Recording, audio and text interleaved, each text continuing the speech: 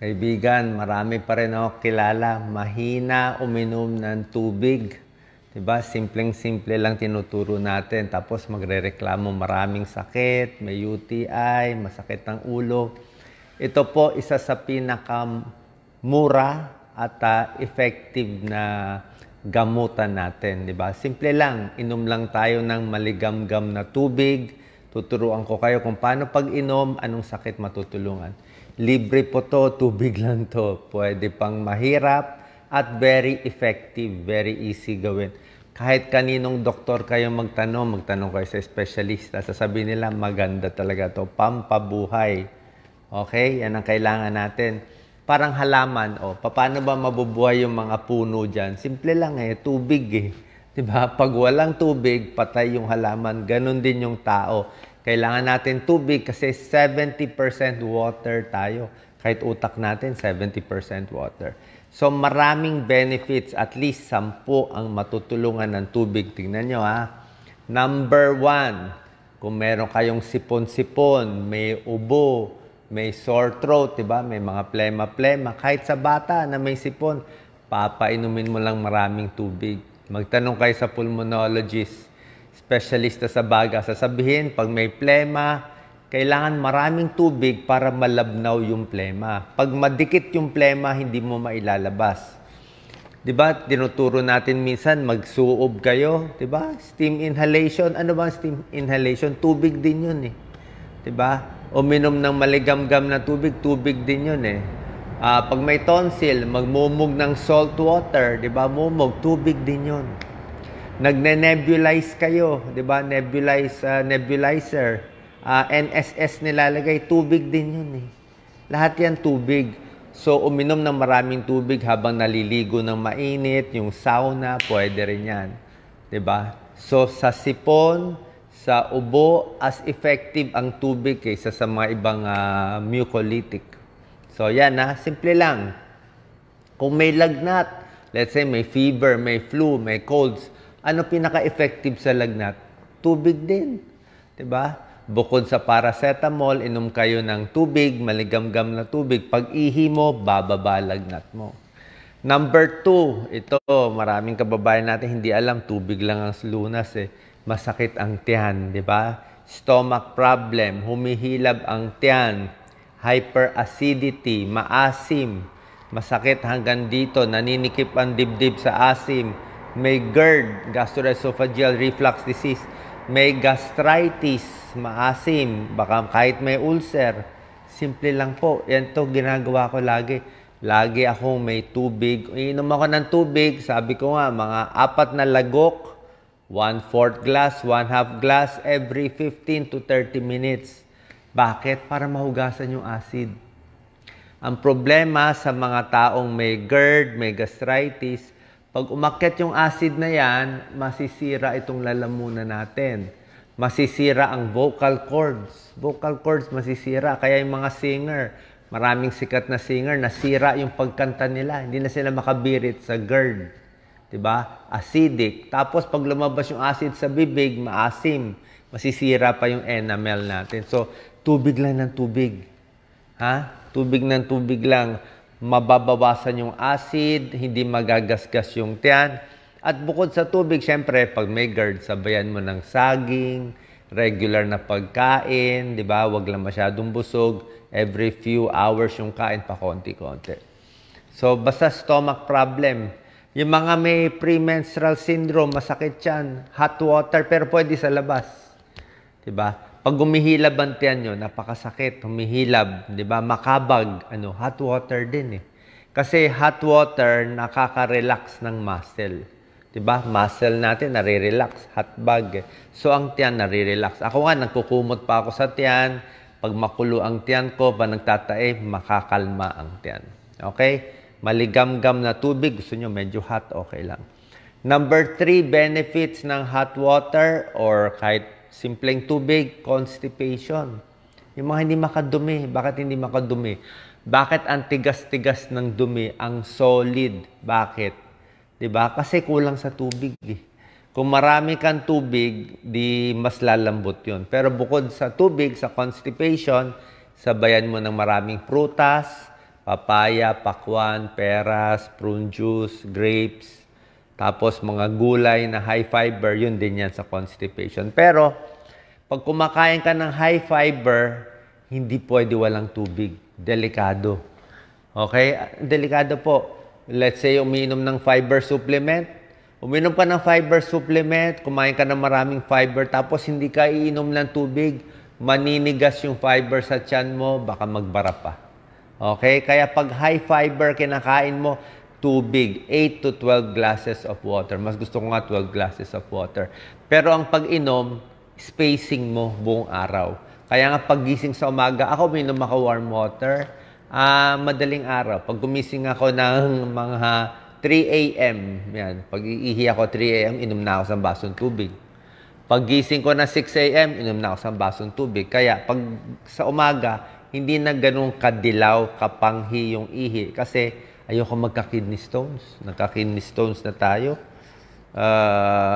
So yan One, sa mga lahat ng pulmonary problem. Second, lahat ng stomach problem. 3, sa constipation. 10 to. Number 4, sa utak.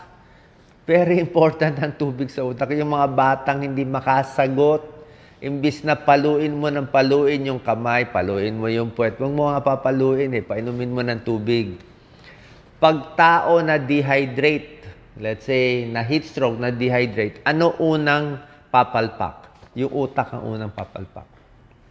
Hindi na makafocus, hindi na makasagot, hindi na makatrabaho. Yung utak ang unang nawawala, humihina ang function pag dehydrated. Diba? Ano ang migraine? Migraine, minsan kulang lang sa tubig yan Headache, masakit ulo, kulang lang sa tubig yan. Dehydrated yan. So, more water nagbo-boost ng brain activity and reduce anxiety. Diba? Pamparelax ang tubig. Diba? Pag nervyos, inom ka lang ng tubig. Diba? So, drinking water, good for the brain. Kasi 70% tubig siya Pag kulang sa tubig, yung mga neurons mo, hindi gagalaw. Diba? May turo pa nga yung mga OB-GYN. Dagdag ko lang side lang. Yung mga hindi makabuntis na lalaki. Hindi makabuntis na lalaki, inom daw ng maraming tubig. Kasi gusto mo yung semilya, wag din masyado malapot. Gusto mo malabnaw yung semilya para makalangoy papunta dun sa egg cell, di ba? So, tubig lang. Actually, lahat ng sakit, maiikot ko dito Hindi nyo lang ginagawa. So, sayang, libre. Sabi niya, wala tayong pera pambili ng gamot. Wala tayong pera pang lab test. Wala tayong pera pang opera. Ito na nga tubig na lang tinuturo. Kaya nga mapapainom ka ng tubig dito. Number 5, yung gusto gumanda, di ba? Bakit ang dry ng skin, di ba? Bakit lumulubog yung mata? Dehydrated yan. Yung mga nagtatae, di ba? Pag nagtatae, tubig, di ba? Ang kailangan mo. So, pag nagtae na dehydrate ka, lulubog yung mga mata mo. Hindi maganda. Gusto mo malambot siya. Para malambot siya, kailangan well-hydrated ka. Tingnan mo yung mga halaman, yung mga dahon. Huwag mo diligan. Ano mangyayari siya? Kulubot. Pag diniligan mo ang pinuno mo ng tubig, yung mga bamboo, ang ganda ng halaman. Ganon din yung tao. Kaya nga, pag ang tao hindi uminom ng tubig, 3 days patay na. Diba? 3 days na mamatay ang tao without water. Pero, basta may tubig, kahit hindi ka kumain, mabubuhay ka pa 40 days. Diba? Yan ang ginawa ni Jesus, diba? 40 days, nag-fasting, pero uminom siya ng tubig. Kaya kaya niya 40 days. Kaya tubig talaga pampabuhay. So, number 5, good for skin, good for hydration. Kailangan yan para maka-perform yung mga enzymes natin sa katawan. Number 6, ito pinakamagandang style sa tubig. Ano tong number 6? Pampapayat. Bibili pa tayo ng mamahaling pampapayat. Simple na pampapayat. Bakit?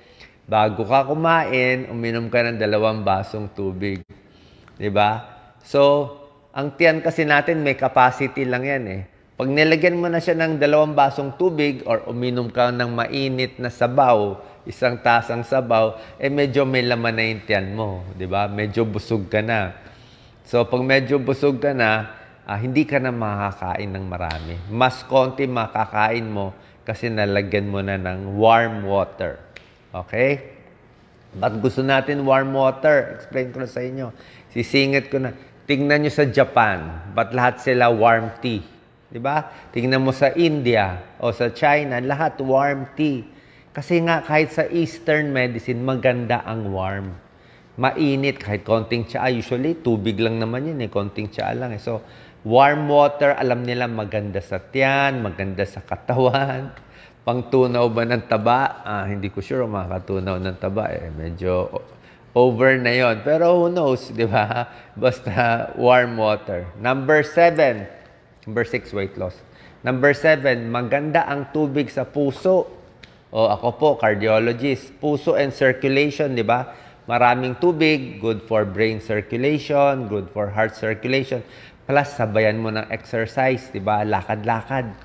Habang nag-exercise, dapat dagdag tubig. Bawat 1 hour na lakad mo, 1 o 2 basong tubig, dagdag pa kasi pinawisan ka Alam nyo to, kahit sa mga kapwa kong cardiologist, may bagong pag-aaral bago lang to siguro, last year lang. Nakita nila, yung taong dehydrated, sila nagkaka-heart failure. Baliktad. Diba sa heart failure, may manas, ayaw nga natin bigyan ng tubig kasi manas na. Pero nakita nila, yung mga taong kulang sa tubig nung wala pa silang sakit, sila ang humihina ang puso. Hindi nila ma-explain bakit, pero naisip nila, pag ang tao dehydrated, hirap yung katawan. Diba? Kulang sa tubig So, laging hirap yung katawan, nahirapan yung puso. Sabihin ng puso, pinahirapan mo ako, di mag-heart failure na lang ako, mag-heart disease na lang ako. So, para hindi mag-heart failure, kailangan kompleto sa tubig. Okay? Number 8, the most important sa lahat. Pag-inom ng tubig, ito talaga number 1. Actually, number 1. Number 8, kung mahal nyo ang kidneys nyo, takot tayo sa dialysis, takot tayo sa kidney transplant, takot tayo sa UTI, bato sa bato. Wala na talagang sagot, tubig lang. Diba? Ako, nagka-UTI na ako, sobra-sobra sakit. Si Dr. Lisa na UTI na yan. Nung nasa PGH ako, na UTI ako kasi hindi pala UTI. UTI tsaka kidney stones. Kasi hindi nga ako umiinom. Gusto ko ikutin yung mga pasyente na mabilis. So, minsan pupunta pa ako sa CR, natatagalan ako. So, matipid ako uminom ng tubig. Mali. Nag-kidney stones, sobra sakit ang kidney stone. Grabe. Mapapaiyak ka. Para kang dumudumi ng hindi dumudumi. Yung pala naipit na yung bato. So, anong solusyon? Tubig lang. Inom ka 12 glasses up to 16 glasses of water. Maximum po natin 16 glasses. Huwag na kayo lumampas. Gusto ko maraming tubig pero hanggang 16 lang. Kasi lapas 16 glasses, baka lumabnaw masyado. Problema natin, hyponatremia, hindi rin maganda. Hanggang 16, i-balance mo. Okay? On the average. So, kidney, UTI. Kung may UTI, tubig lang. Matanggal yung bacteria, hugasan mo. May prostate problem, prostate and UTI, prostatitis, tubig din. Diba? Lahat. Malaking tulong siya, hindi siya makakasama sa 99.9% ng tao.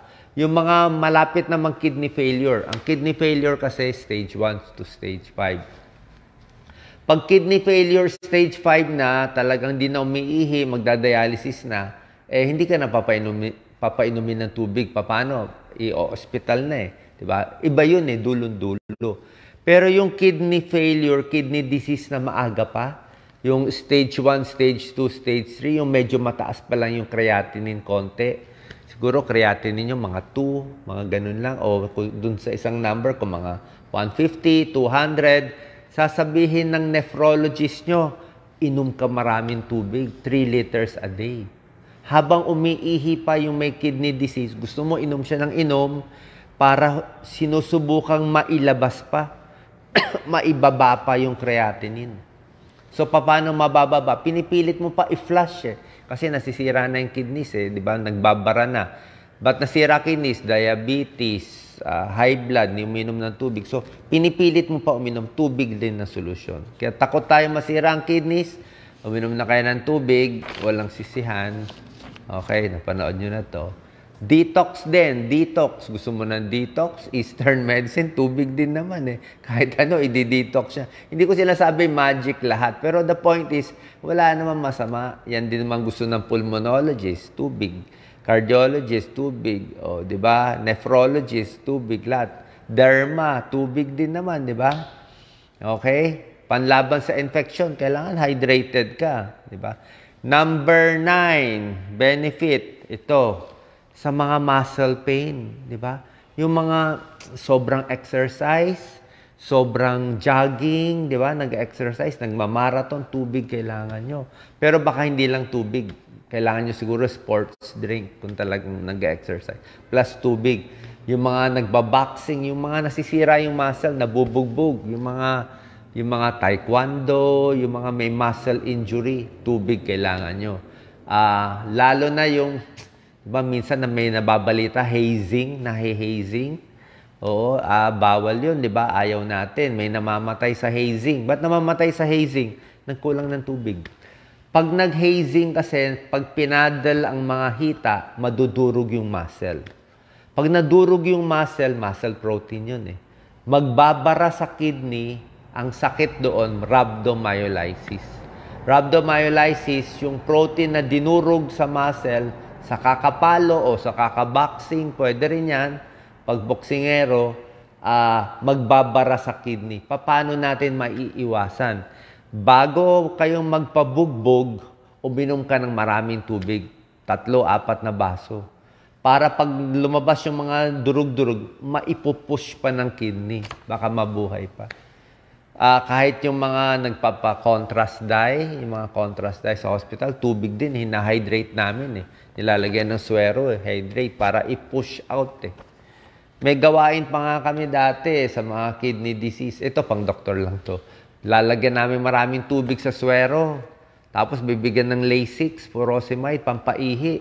Oh, lagay ng tubig, pampaihi. Lagay ng tubig, pampaihi. Pinipilit mo ilabas, di ba? So ito, habang wala pa tayong sakit, inom na tayo ng tubig. Ha? Doktor na yon. Pero ang point ko, the principle is the same. Yung mga may muscle pain, di ba? Hot bag, pwede rin, di ba? Muscle pain, pwede rin.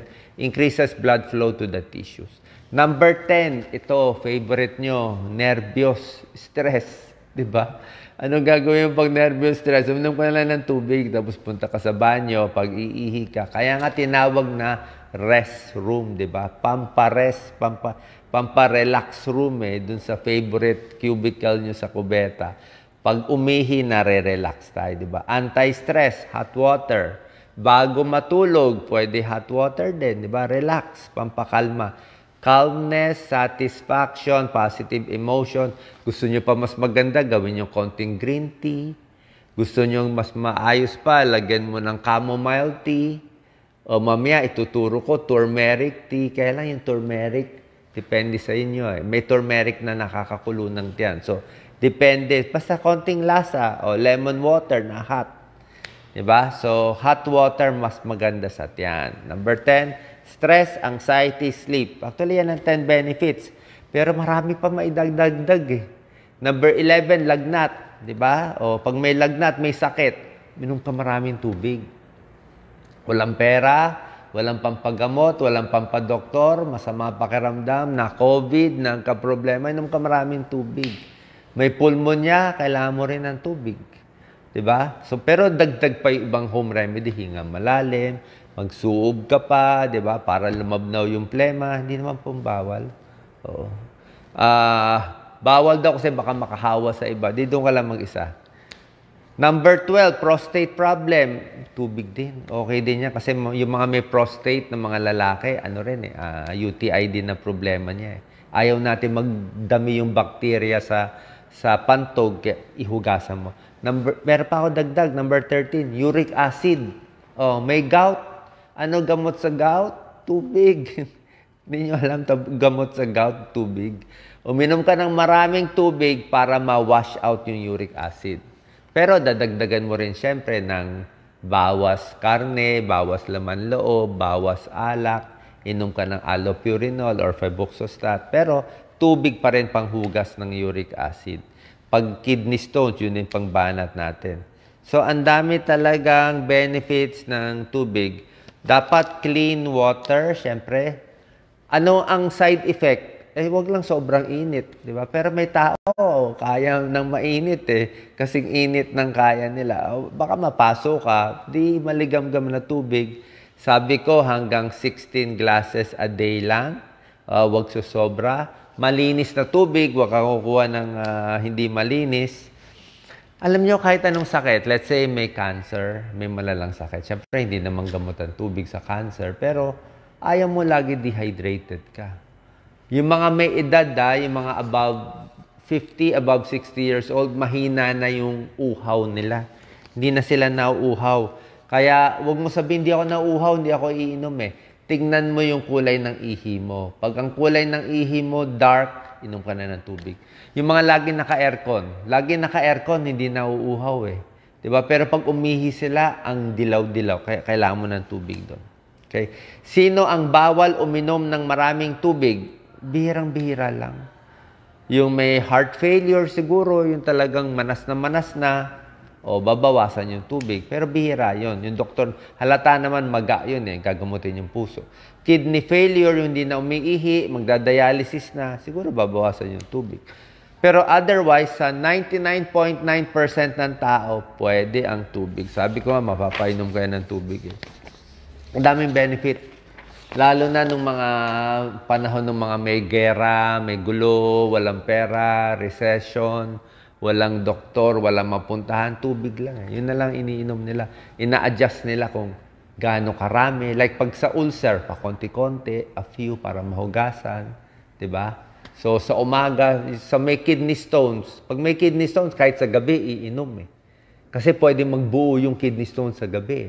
So meron lang timing din Tapos sa akin, warm water is better.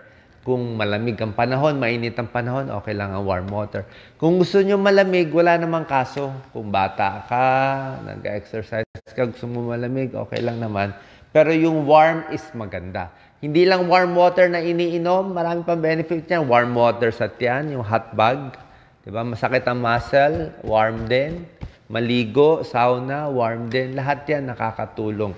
Kasi tubig nagpapabuhay sa atin. So share po natin sa mga kaibigan nating matigas ang ulo na malungkot sa buhay. Sabi, hindi ko kaya magpa-check up, walang pera, libre na nga Diba? So bukod dito sa tubig, dagdagan mo pa ng ibang home remedies, depende dun sa sakit. Search nyo na lang po. Salamat po, God bless. Sana nakatulong to para healthy tayong lahat.